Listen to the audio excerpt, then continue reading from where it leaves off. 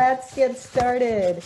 Good afternoon and welcome to the Tuesday Times Roundtable, where each week we engage in conversation around current global issues, trends, problems, and opportunities that are of interest to you. Our weekly Tuesday Times Roundtable is made possible through a formal partnership with the New York Times. This partnership also brings a New York Times guest speaker to FIU annually and provides you guys, FIU students, faculty, and staff with free digital access to the newspaper. I am Sherry Beeson, your host and Senior Program Coordinator in the Office of Global Learning Initiatives. With me is Anna Prado, also from the Office of Global Learning. She'll be helping facilitate today's session. Behind the scenes, but never far away, is Taylor Sines, our communications guru, who sends you announcements regarding all things global and your Global Learning Medallion newsletter, The Globe. We have some special announcements for you that we're going to share at the end of this session, so make sure you stick around. You're going to want to hear more about those. If you're just now joining us, we would like to remind you to keep your mic muted during the presentation. If you feel comfortable doing so, please turn your camera on, especially when you ask a question, but we'll understand if you don't. We are recording today's session, so keep that in mind. And now let's get it started, you guys. Welcome to National Women's Celebration Day, which was yesterday, but the whole month long, it's all about women, right? So with us today, I would like to introduce to you Nashira Williams. Dr. Williams is the current leader of Florida International University's Women's Center.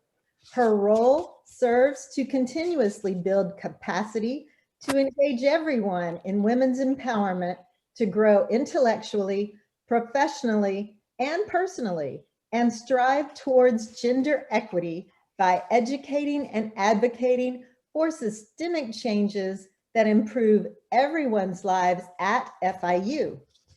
Receiving a Bachelor of Science from Florida State University and a Master of Science and PhD from FIU's Higher Education program, Nashira's research continues to focus on Black women's volunteering motivation and how they make meaning from those experiences. Nashira has been a 7th grade English teacher. She was telling us a little bit about that before you guys joined us. And she did that with Teach for America. She's been an academic advisor and a professor. Nashira, take it away. Hello, everyone. Thank you, Sherry, for such a great introduction. I should have, well, it's recorded, so I'm going to be able to tell everyone, do it just like that. But you are not here to see me. I, as well as you all in this Zoom room, are here to see Dr. Khadijah Boyd. And it has already been such a great honor to meet her. And so as I detail her bio, pay very fervent attention because you will also be able to enter any questions in the chat, and we will have a Q&A with her following her discussion today. So Dr. Khadijah Boyd is a native of Utica, New York. She entered active duty on July 12, 2000, where she completed basic combat training at Fort Jackson, South Carolina, and advanced individual training at Fort Lee, Virginia, where she was awarded the Military Occupational Specialty of 92Y Unit Supply Specialist. Dr. Boyd held positions from Unit Armorer, Supply Sergeant, Platoon Sergeant, S4 NCOIC, NBO NCOIC, BOLC Tactics NCOIC, and Instructor Rider. Her military education includes basic, advanced, and senior leaders course, hazmat waste handling course, manager development course, information assurance course, sexual harassment, assault and response prevention course, contracting officer representative course, battle staff, combat lifesaver course, cadre training course, and Army basic instructor course. Her awards and decorations include Joint Service Commendation, Army Commendation Medal, Army Achievement Medal, Army Good Conduct Medal, National Defense Service Medal, Afghanistan Campaign Medal, Global War on Terrorism Service Medal, Non-Commissioned Officer Professional Development Ribbon, Army Service Medal, the Overseas Ribbon, the Driver's Badge, Basic Army Instructor Badge, and the Honorable Order of St. Martin. While on active duty, she obtained her BS in Business Management and MBA from University of Phoenix. After retiring from active duty, Dr. Boyd obtained her PhD in organizational leadership from North Central University. During her educational journey, she was inducted into several honor societies, Delta Mu Delta and Alpha Sigma Pi, for academic excellence. Dr. Boyd has started her veteran-owned small business, Full Spectrum Leadership LLC. Full Spectrum specializes in training, education, and coaching. Dr. Boyd has been very active in contributing in academic literature and is currently working on 2 scholarly articles for the academic journal, The Vermont Connection, titled The Surface Act, Exercising Emotional Intelligence as a Filter of Racial Awareness as a Means of Survival at PWIs, and Put Them in Boots, Anti-Blackness in Military Higher Education at the United States Military Academy, West Point. Both articles are scheduled to be published in their annual print in just 1 month of April 2021. Also, to include an article in, she also has an article in Veterans in Academics, where she discusses how her academic work has changed her perspective on her military experience. She is also creating the theoretical framework of military colorblindness, which highlights racism in the armed forces as an extension of critical race theory and colorblind theory.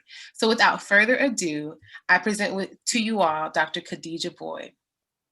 Thank you, Dr. Williams. I really appreciate it, Nashira. And thank you, Anna, and thank you, Sherry, for having me today.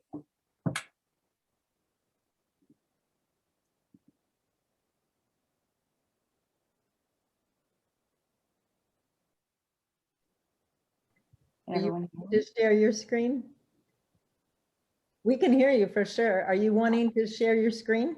No, I don't know what. I think I accidentally hit something when I said forward on the keyboard. We can see you. Okay.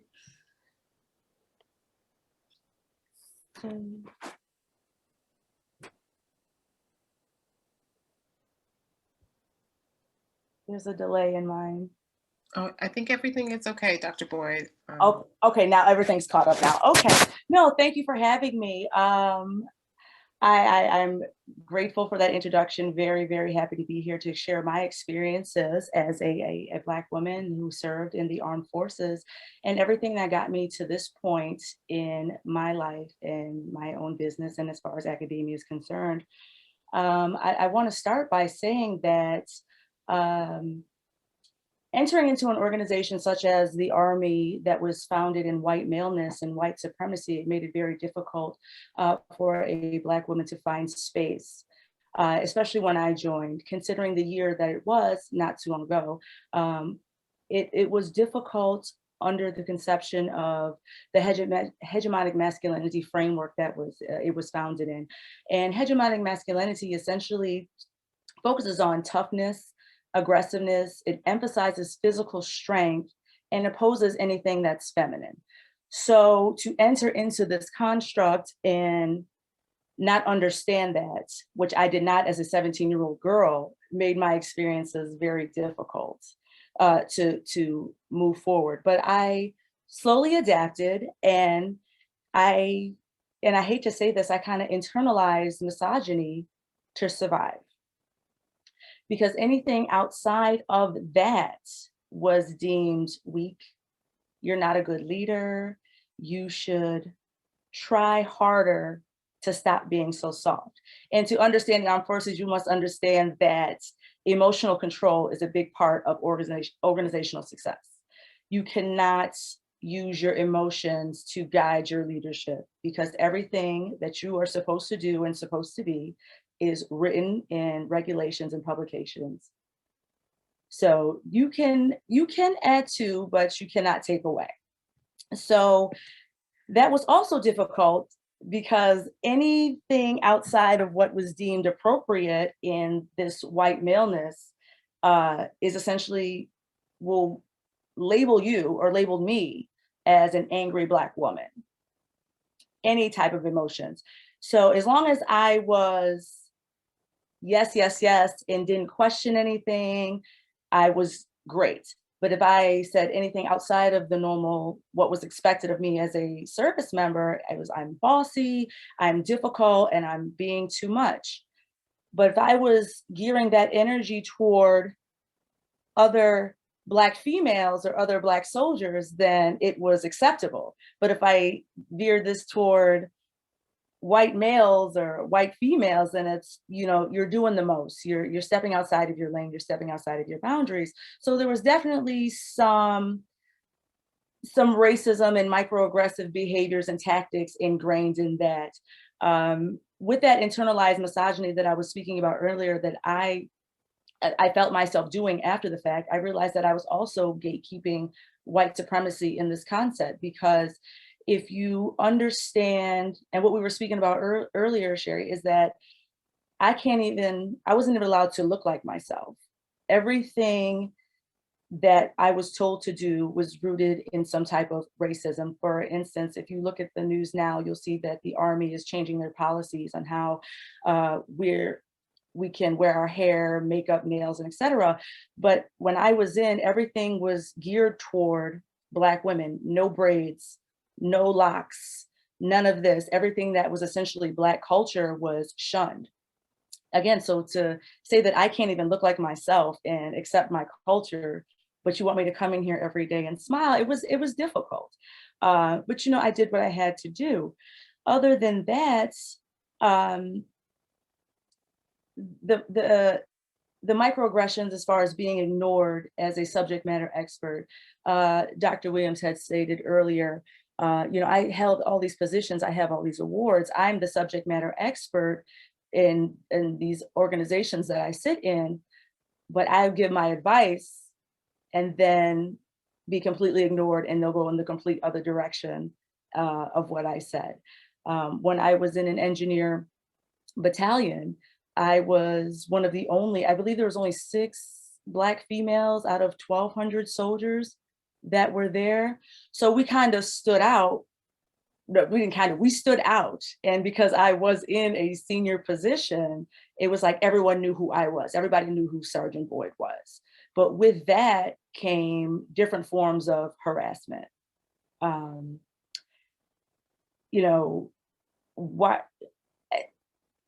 To give a specific example, I had one commander who didn't want to work with me specifically because he did not believe that women should serve.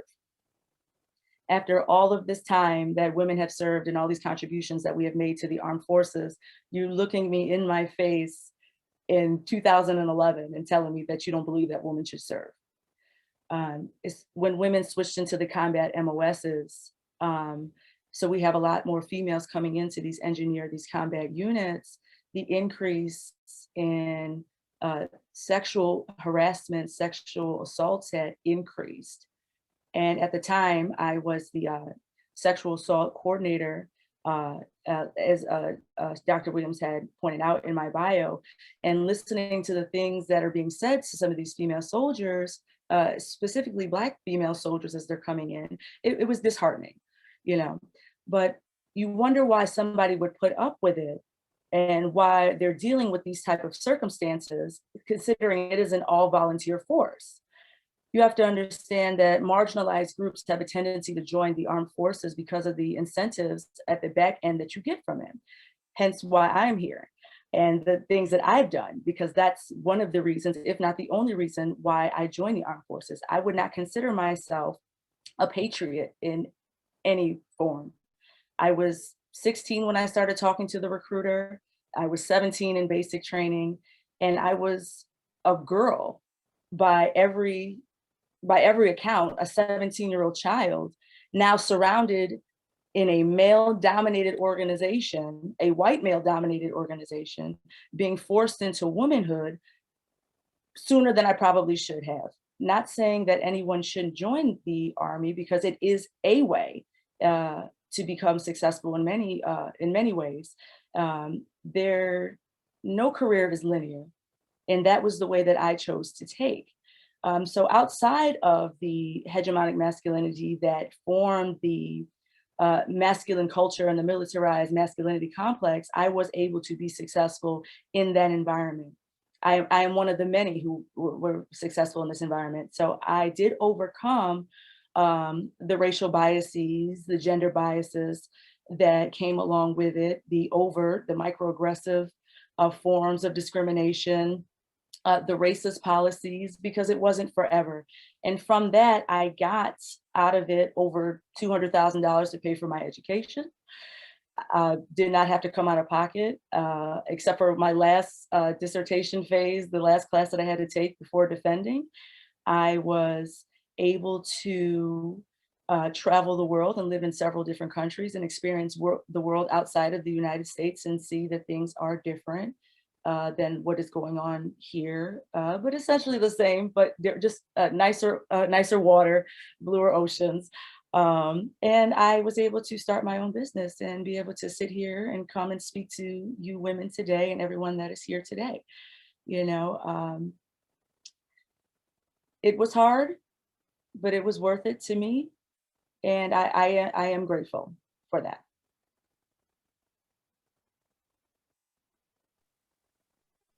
Thank you, Dr. Boyd. I'm sorry. No, I just said thank you. So I'll remind everyone to go ahead and put questions in the chat that you would like for me to ask, or if you have questions, you could unmute and ask Dr. Boyd directly. I want to make sure, Dr. Boyd, that you are completely that you've navigated the points that you wanted to navigate before I start asking you questions. Because with me, you answer one question, we friends. So we at the I've navigated everything. I just to bring another reference to point, I don't want to say that the military was all bad. I do want to emphasize that. It's not the Army as an organization, it is the leaders that they allow to remain in positions of power that dictate my happy times and the things that I seemed as traumatizing to me, and that I may have passed down to, you know, soldiers that were underneath me. But other than that, it is a way, it is an excellent organization as a foundation to build success. And I like that you talked about it being foundational. A lot of the things that we experience as people, we like upon reflection, we find out, okay, yeah, this was not the end all be all. Maybe at the time it was providing me with enough money and, you know, the ability to live the life I wanted to live. But we now can frame it as a foundational component to ourselves or our career. And so, you know, that's why I would love to ask. I know that the reason why you got into the Army wasn't necessarily one where people are, you know, dreaming about this your whole life and things of that nature. But you did talk about you're one of the many who overcame, and that was really encouraging to me, because I think as we think about just media perception of women in general, but then Black women, it's this cattiness, right? This back and forth. Yeah. So how did you survive? How were you one of the many? And then I do have a follow-up question after that. I was able to survive because I think I became more self-aware and aware of what it really was. Because most of the actions of these leaders around us are, it's false. These false emotions that they give you, the yelling, the screaming, the berating, it's to seek a reaction from you. Most of them really don't even feel that way overall. So once I realized that these people are here just like I'm here to collect a check, medical, dental, or who are wholeheartedly patriots, still are themselves outside of the uniform. So not to take anything personal, really not to, unless, you know, there's some things, you know, I did take personal, but overall, majority of it, you don't take it personal. You come to work, correct uniform, right time, do what you're supposed to do, you go home. Too easy. Yeah, I think that's that old adage of like everyone puts their pants on one leg at a time, right? And, you know, I think I like to add, because I have a 4-year-old, that, you know, you can jump in them if you want to, but then if you fall face forward, that's what you get for trying to be inventive. So, my follow-up for that, how you got through is we also see a large part of people, specifically women, being successful because of mentors. Was there anyone along your journey that mentored you, or were you able to be a mentor to others because of your experiences? I had one mentor two actually, that I still talk to this day, Sergeant First Class Jesse Hardwick and Sergeant First Class retired Derek Grant. They both sat me down and were just like, listen, you want to be successful here, you got to do the work. I consider myself to be an attractive individual, but they were like, your looks are not going to get it. You're not going to get it that way. And the fact that you are a woman, they're going to expect you to use your looks, to use your sexuality to get ahead, again, in a male-dominated organization. They're like, if you want to do that, that's fine, but you're not going to do that while you're working for me. So they would sit me down and make me take written exams about, for promotion wise, because we have to go to these boards to get promoted, Army regulations, so I could answer my questions. So I was never caught, for lack of better words, slipping by somebody else, and that I knew what I was talking about, and I could walk in myself in my uniform with my chest up, head high, knowing that I was doing the best and that people were watching me, and that they were going to emulate me to become their best. So I do have those two people to thank for that. Nice. I'm always glad for like a shout out. And I think what's really important about what you highlighted is that sometimes we're looking for mentors that look like us, that have some of the same identities.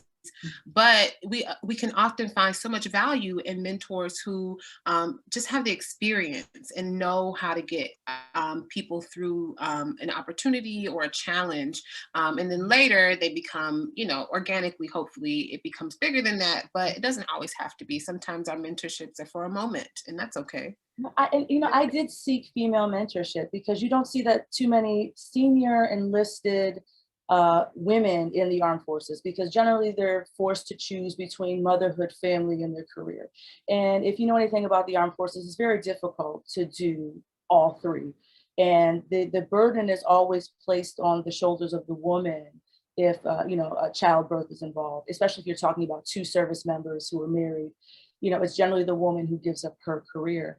So to find another woman, especially another Black woman in a senior position, it was difficult to do so. And the ones that were there, I also believe that I came to contact with struggle with that internalized misogyny. And it was more of the, there can only be one. And it was awkward. It was, and I hate that it had to be that way. But when you're forced into the masculinity complex, the militarized masculinity complex, you do what you need to do to survive. And I don't blame those women for, their attitudes toward me, and even my attitudes towards some, because, I look back at some of the things that I did and I was like, what was I thinking? Like, what was wrong with me?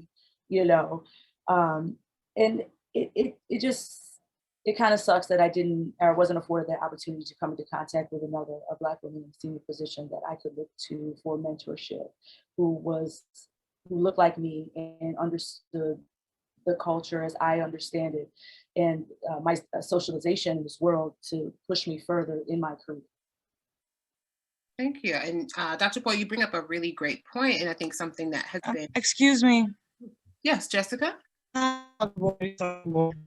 name is Jessica Lasso, and I just have a comment because I was in the military, and thank you for your service. And I'm sorry that you had such a white supremacist type of experience. But from my experiences serving between 2010 and 2014, I think that they've come a long way. Because first of all, to become a non-commissioned officer, you have to have been recommended by your superiors who, from what I'm understanding, were predominantly males.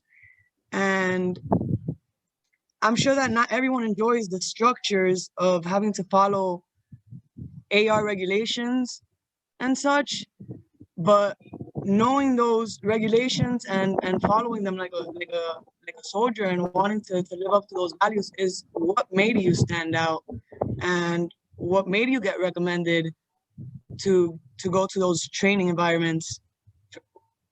from what I believe.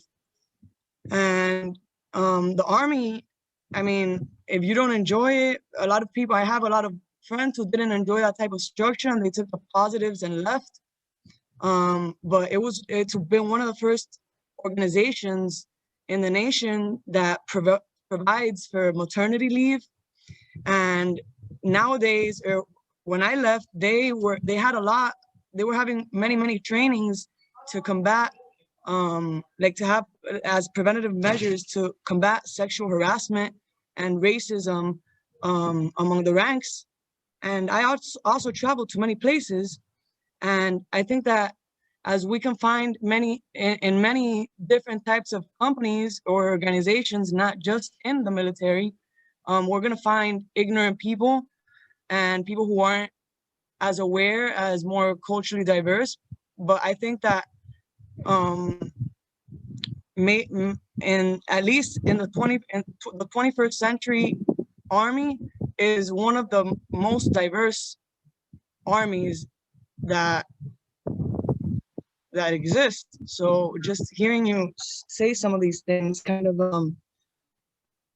make me wonder where you had like these experiences. And I mean, I'm sure everyone has different experiences, but I think that some of the things that you're also maybe criticizing about the military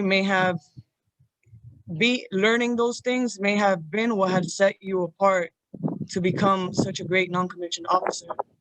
All I have to say about that. Okay, Jessica. Well, thank you for that. But just to let you know, just because the organization is diverse doesn't mean that we're accepted, because anybody can be let in anywhere. But if the institution of white supremacy has not been deconstructed in which the armed forces was founded, it doesn't make it any better just because you're allowing us in. Because now we're still subjected to different kinds of violence from these same rules and regulations that have existed. Okay. My lived experiences are just that, my lived experiences. I'm glad that you spent your 4 years in the armed forces and you enjoyed it very much, and that you didn't have any issues with white supremacy or sexism and misogyny in any form. That's great for you. But for most people of color who do serve, there are everyday instances of microaggressive discrimination that they have to deal with. If this was not so, then the Secretary of Defense would not have ordered a 60-day stand down last month to combat extremism that has been on the rise in the last decade for the armed forces. And yes, that I did work for many males and was recommended for promotion by many males, but that's because I knew the regulation and they couldn't stop me from going to the board. Now, had I been less informed about my rights as a soldier and a specialist non-commissioned officer, whatever the case may be, I would have accepted that, no, she's not going to the board. For instance, when I was a Sergeant E5 going to promotion for Staff Sergeant E6, I was told that they were not going to recommend me for promotion because I had not been deployed to a combat zone. Now, not only is that not a recommendation or requirement for promotion, it was part of that masculinity complex that I was speaking about earlier, that they assumed that in order for me to be a great leader, that I had to do X, Y, and Z, and that's not what the Department of the Army dictates. So it's the adding to and the personal opinions being implemented into people's leadership styles is where the issues arise when we're talking about white supremacy and sexism and misogyny in any form, misogynoir, in the armed forces. I hope that answers your question, or is No, yeah, I mean, it does. I understand that everyone has their experiences. I just I think that thank you for sharing your experience. I think that a lot of the issues, maybe the 6-day stand down or maybe the increase, has had a lot to do with the way that the previous commander-in-chief kind of worsened a lot of progress that we were doing as a nation as a whole. But thank you. Thank you. And to your point, Dr. Boyd, I think, and to also Jessica's point is, a lot of times change comes because we're speaking out. And so a lot of times, Jessica, if this is one of the first experiences that you've heard about this, it's because of Dr. Boyd's experiences and maybe others, because they brought it to public, that maybe those changes have been instituted, so you didn't have to see those in the places that you've been. And so it's often times when, especially when you think about, I work in higher education used to be open to only men. And so people often ask me, why is there a women's center? I'm like, because structurally, this place is not meant for us. It's not meant for women. And so we need to continue to move that needle. Yes, 50% of women 50% of FIU students, well, more than 50% are women, but are all women being served at our institution the way they would like to be served? Because it was not necessarily, all institutions were not necessarily built to support women and their leadership journeys and their educational journeys. And so I appreciate you bringing that up, Jessica. The evolution of structures and institutions happen because of conversations that we're having right now. And I appreciate that. Absolutely, and to add reference to your point, and it's more than just conversations, it's those lived experiences where people have suffered trauma, and how it continues to carry over generation to generation if it is not discussed. Because there's no reason why in 2011, a commander should have told me that he didn't want to work with women when women had already been serving for decades at that point. Jessica was her name that was just speaking. She brought up the issue that sexual harassment and sexual incidents, really isn't that bad. But we just had 8 incidents on Fort Hood in the last 6 months. Soldiers being raped and murdered. So, Dr. Boyd, I didn't say that it does not happen. I just say that because of the trainings and educational awarenesses that have been implemented, those programs that have been started to be implemented in the 21st century, that the rates and the ratio of that, it hasn't increased, it has decreased.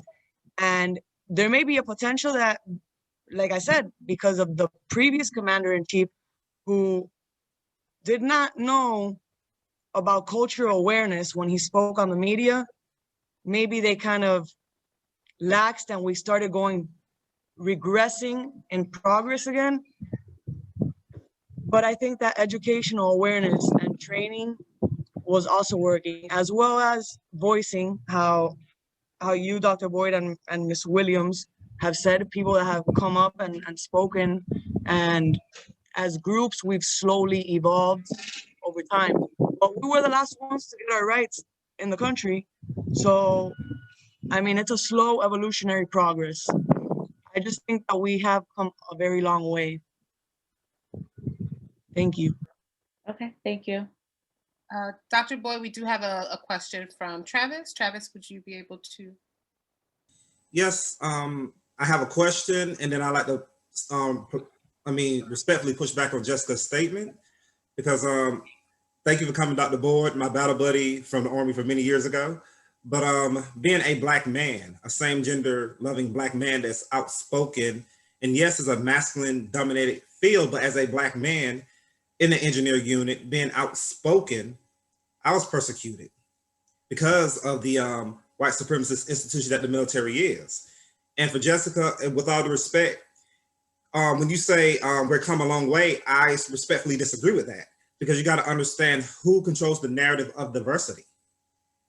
Because, for instance, when you say, you got to look at the leadership from ahead, they're trying to make, they're promoting performative diversity at the lower echelon level of junior enlisted, but not when it comes to senior ranking. I was a staff sergeant for 8 years in the Army before I decided to get out, because I got overlooked and overpassed because of promotion. I did overcome. I stayed the military standard, which, it goes against so many values. But when I came in the military for you to say that we have all these trainings and all this supposed to change something, that is false, because I was EO. I was sharp. I dealt with cases, and I've had commanders overlook my recommendations. So how far are we coming? And I want you to really critically think before you make criticize people's lived experience, because your 4 years don't amount to over 10 years of experience, with all due respect. Travis, did you have the question for Dr. Boyd? For Dr. Boyd, Yes. I didn't want to take up the time, but for when you joined the military, you mentioned that you didn't know racism was institutionalizing a thing from when you joined the military as a Black woman. And that was kind of jarring to me because I guess because we grew up in different spatial dynamics in the United States, because I grew up in the South and I saw racism up front in my face. And overt and covert, I was able to pick that out. So can you explain how you navigated the world of white supremacy from understanding what it was coming from your background? Okay, so to bring it up, I did grow up in New York, and I was not really, I grew up in different groups of people. Like I went to school with like 43 different groups of different people from China, Bosnia, all over the place. So to join the Army, again, at 17, and to have a recruiter not really break down to me exactly what I'm getting into, because, you know, recruiters, they're there for the numbers, you know, you got a job to do. It wasn't, hey, you know, these are some of the things you're going to experience while you are serving. It's just the Army's a great thing. You're going to get money for school. You're going to travel. You're going to do X, Y, and Z. Left out a lot of the things that I did experience. And, you know, now that I'm thinking about it, I forgot that I had a recruiter in the office try to kiss me. I was 17 years old, and this is a grown man. Again, not thinking anything of it, you know. But when I joined and I was able to come across as a quartermaster soldier, which is a predominantly Black and Hispanic, Latino, Latinx regiment, I was more surrounded with, I guess, people to talk to, which were like, you know, just, you know, toe the line, be careful for this, look out for this. You know, if they say this, this is what they mean. Because if you're not part of the good old boy system, and you're not into the things that the people who are in charge are into, like for instance, hunting, fishing, whatever the case may be, then you are essentially ostracized or outcast because you don't fit into this group. So you have to find a way. And me finding my way was through school and finding other things to keep myself occupied outside of not fitting in with the majority. So Dr. Boyd, I wanted to talk a little bit about something that you said earlier, and it kind of fits into your work now, because you describe leaders, you describe the leaders in power were the problem, and you said that having those individuals remain there is an issue. But I'd really like to understand your concept of leadership and what you propose as, I guess, optimal in those situations. Like, what do leaders need regardless? And then what do you see as specific needs for leaders that you have had in the past? Good question. Thank you. I feel that leaders should be very in tune with their emotional intelligence. I believe that leaders need to understand differences in socialization as it comes to different groups of people, especially when you're talking about the armed forces, where there are people coming from all over, where you don't even have to be a US citizen to join the United States Army, where you have people who really don't even speak English, they have English as a second language, people who are privileged, people who may come from marginalized backgrounds. So if you're not understanding these differences in socialization, off the rip, you're going to insert stereotypes and your own personal biases, which we all have, into your leadership, and it's going to be dysfunctional. It's not going to be conducive to the majority. It'll only fit, like I was saying earlier, the few that you hang out with that actually fit in.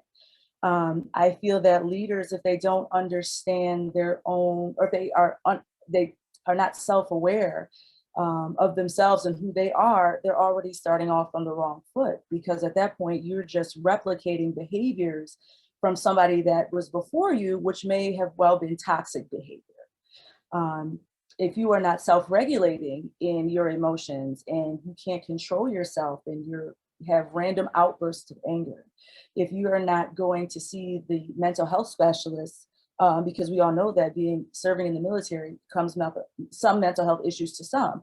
If you're not being self-regulating in that aspect and taking care of yourself, you're already, again, starting off on the wrong foot as a leader, because you cannot properly lead if you are distracted by so many other outside factors. I think that leaders, if they are not willing to follow, are already starting off on the wrong foot. It's much more than being in charge, barking orders, giving directions. You need to be able to sit down and take criticisms and advice from your subordinates, because you are not always going to be right. And just because we've always done it this way doesn't mean it's the correct way. You know, there are so many other things to take into consideration when we're speaking about leadership. I know that a lot of people just emulate what they see and they know because they were successful under this leadership. But that may not work with this person, and it may not work with this person because, again, they're socialized differently. For me, if you start a sentence with me is, you know what you need to do, I'm not even listening to you at this point. Because to me, it's you're telling me, instead of gathering my opinion or getting all the information from why I'm acting this way or why I'm doing a certain thing, so we can come to a conclusion together. You know, it's not, it's more of a do, instead of, hey, how can I help you? How can I assist you and make this better for you, for the organization, for your family? I agree, Dr. Boyd. For me, it's the difference, especially when I lead. I tell people that I wouldn't ask you to do something that I wouldn't do, but Absolutely. just because I had to do it doesn't mean you have to. We have, like, yes. I agree. I don't, when you talk to some of the old veterans, they're like, well, the first thing they like to say, well, is in my day, this is what we did. Well, in my day, women weren't allowed in combat. In my day, okay, well, this is 2021, okay? And we're up in here and we're not going anywhere. You know, we're here to serve just like you are to serve. And if you can't accept that, just because you were put through trauma doesn't mean you have to put everybody else through trauma. And I always like to reference the movie, I can't even think of the name of it now, Full Metal Jacket. I always like to reference it. And if anybody's ever seen the movie, you see how that drill instructor, the Marine drill instructor, is talking to the Marines as they're coming in, and it's just the organizational culture at the time. But just because you went through that doesn't mean you have to pass that on to your subordinates. Because we all know, looking back at that it was very toxic. You know, it's no way to lead people. Name calling, berating, belittling, you know, it's no way to lead. Thank you. So I appreciate you noting that. I think one of the other things that really struck me about your conversation was that you talked about being ignored as a subject matter expert. And so much of literature now is talking about imposter syndrome and how people don't feel like they should be in this situation. And you're talking about the converse. Like, I know I'm supposed to be here. I know what I'm saying is factual. I know that it's the truth. It's other people not seeing that. So could you talk to us a little bit about how you get to that process of just being solid in your knowledge and being able to communicate that to others when they are doubting you and you have no doubt within yourself? Okay, to go back, I remember I was talking about my mentors, and they would sit me down and they would make me take these written exams daily just to keep up on my knowledge. So I had that. I also had my intestinal fortitude that was like, you know, I don't want to be subpar. I want to shine. I'm here. I want to shine this organization. If I'm going to wake up every day at 4:30, I'm going to make sure that I'm putting my best effort in. So I made it my business to make sure that I was on the regulations, the changes, any school that was available that I could go to that my unit would pay for, I would go to. And it was disheartening to be ignored as the SME, as a subject matter expert, because it's like, I am the senior logistician in this battalion. I am the only one who's been to these courses that can tell you what to do logistically as far as planning. You have some knowledge, but you're not the expert. And to be in a meeting, again, with 20 white men in commander, first sergeant position, because we had no female commanders at the time in the engineer world before they started letting females in, and to give the answer to what they need, but because it's coming from me, you'll overlook me and go to my OIC, who is another white male, and be like, okay, sir, well, what do we need to do? And I was like, excuse me, I just told you what you need to do. And since I'm the one who's going to be executing, this is the way that it's going to be done. It doesn't, you can ask him all you want because he's not a logistician. He's just in this position because he happens to be an officer. So it's like I had to be firm in my position and confident in who I was as a soldier and in my proficiency in my job. It's like, because you can't tell me that I don't know what I'm doing when you don't even know what you're doing, because you didn't attend half the schools that I did. So it was just more of having confidence in myself as a soldier than anything, and knowing that what I was saying was it adhered to Army regulations. It wasn't illegal, unethical, or immoral, and that we were going to do it for mission completion. I mean, you know, Dr. Boyd, I did not serve, but what you're saying is profound, right? You're basically saying, you know your role and be solid in that, and be, even if you have any second guessing and anything else going on in the world, right? I may not be a good mom right now, but I'm a really great women-centered director, and just know that, focus on that, be self-aware, and ensure that what you're doing is, contractually binding, legally binding, but then it's not immoral, it's not unethical, right? And absolutely. And you so have to be firm. Your feet have to be planted firm, because people will try to sway you and try to make it seem like you are not doing what is correct. It happened to me one time, and I'll bring that up. It happened to me one time. I had somebody talk me into doing something with my government purchase card.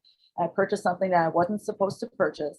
And I knew that, but because this person outranked me and they're like, just do it.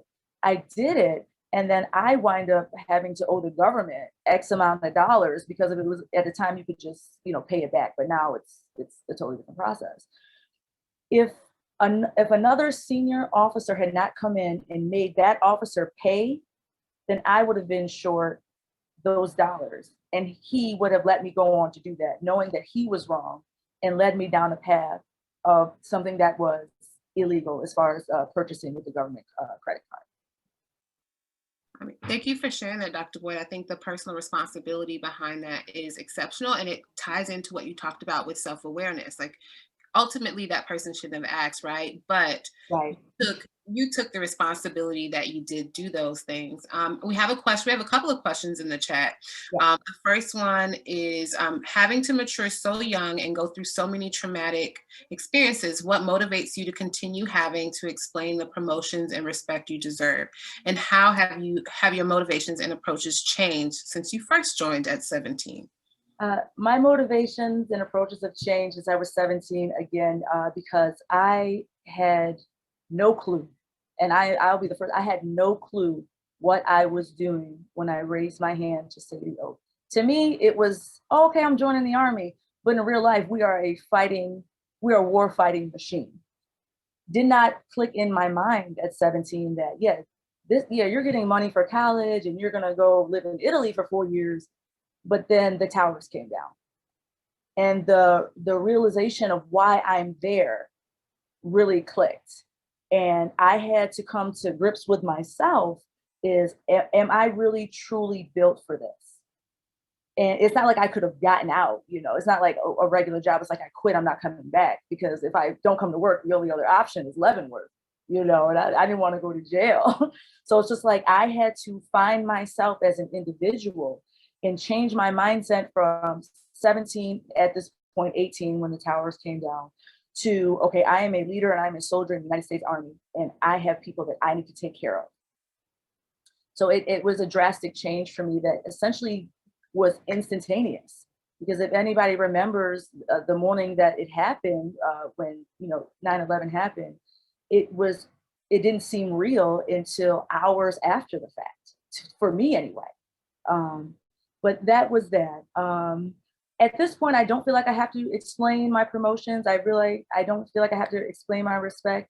But what is not going to happen at this point is I'm not going to be disrespected, because I know who I am as a woman. I know who I am as a scholar. So you're either going to get this dance or you're going to move around. you're going to move around. Oh, I really thought you were going to say you're going to get this dance or you're going to get these hands. And I was like, either one, if you got time, No, but it's just like, I am so confident in myself and my well-being and why I'm here and my purpose, because nobody can stop me from walking in my purpose. Again, I stated earlier, I got here on on the foundation of my military service, but that is not all of who I am, you know? So you're not just gonna get the followership that was demanded of me in the armed forces. I'm going to speak up because I know speaking up is correct. And it's not to be difficult. It's not to be catty. It's to bring light to other perspectives that exist in the world outside the realisms of your own. That honestly brings us to our next question. We might have room for one more, but we'll see. How do you teach that sort of assertiveness that lets someone who would otherwise be marginalized say, excuse me, I told you, or no, that's not right? I like to say no is a complete sentence, but I feel the same way. I don't feel like any explanation is really needed for a lot of things, especially if you ask me a question. I don't, but it's something that you do have to teach, especially again, as I got older, as a, let's say I'm in my 20s at this point, my first a group of female soldiers that I did wind up having, they would walk around with their head down, very, very, docile. It's just like, lift your head up. You're here. You have every right to be here, like everyone else has to be here. There's no need to be afraid, technically, of being yelled at, because everybody's getting yelled at. The sergeant major is getting yelled at. The highest ranking people are getting yelled at. So it's, you just lift your head, find out who you are, remember why you're here. And I say that for any organization, remember why you are here, meet your goals, and move forward from this. And always learn from the situations that you're in. Assertiveness, my assertiveness comes because I'm from New York, and that's just how I am. I talk loud. I really don't back down to a lot of things. I just realized that some things aren't worth arguing over. And I remember being told that as a kid coming up, my mother, my father, even some of my when I was younger, the people that I worked for, choose your battles. Know what's worth fighting for, and know what's just a waste of time, and that you're not going to get anywhere with certain people, certain types of people. They view the world with blinders on and only through their realisms, and they're not going to understand regardless if you talk to your blue in the face. So that assertiveness comes with, again, knowing who you are. And I would say it would come from emulating, but again, you could be emulating somebody toxic. So know that if somebody's being assertive, what kind of assertiveness they are, putting into the situation. Is it just because they're a mean, unhappy person, or is it because this person was pushed? Because everybody knew my time in the Army, and Travis can tell you, if Sergeant Boyd went off on you, you did something to her. You said something to her, you did something that was illegal, unethical, or immoral, and she's putting you back in your place. So I think it comes with time and being surrounded by the right people. Dr. Boyd, thank you so much. It looks like you're inspiring a lot of people in the chat. They are really reaching out to say that they, wish they had those words and really good comments.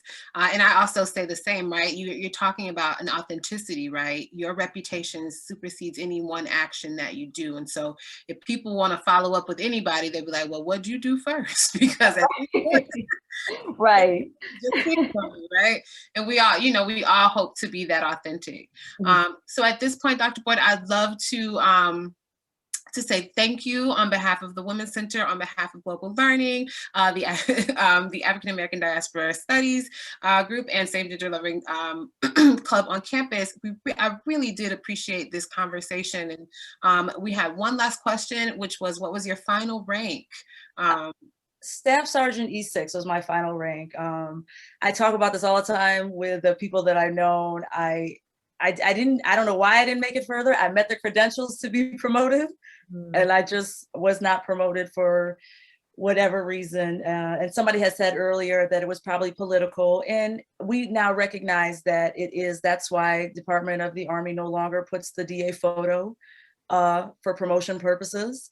They take out a lot of information. They take out your gender because they felt like that was a contributing factor in stopping a lot of people from getting promoted. So the photo, your gender is off your records, and a couple other things that they took off to make it a more even-keeled playing field.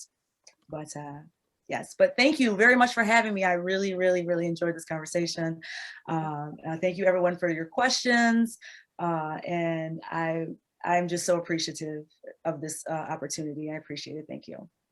Thank you. It's been our pleasure to have you on the Tuesday Times Roundtable today, and hopefully we'll get you back here in the future. I know a lot of us would love to hear more. So I think we have a couple of announcements. Anna, is that right? All right, I'm going to share my screen Absolutely. one more time.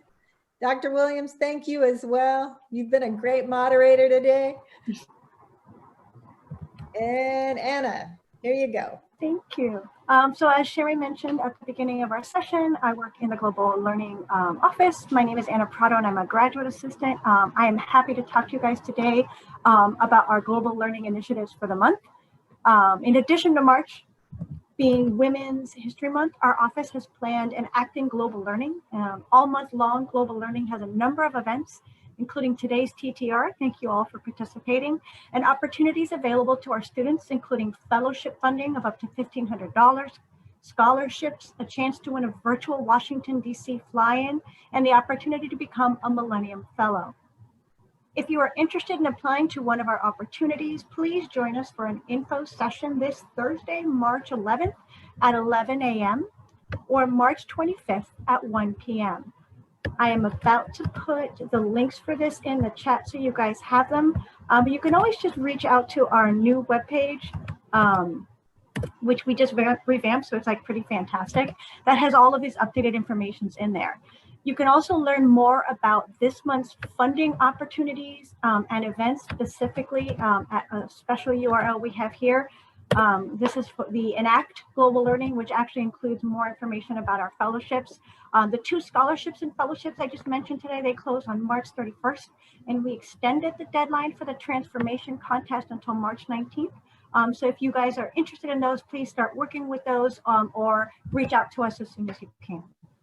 Thank you. All right.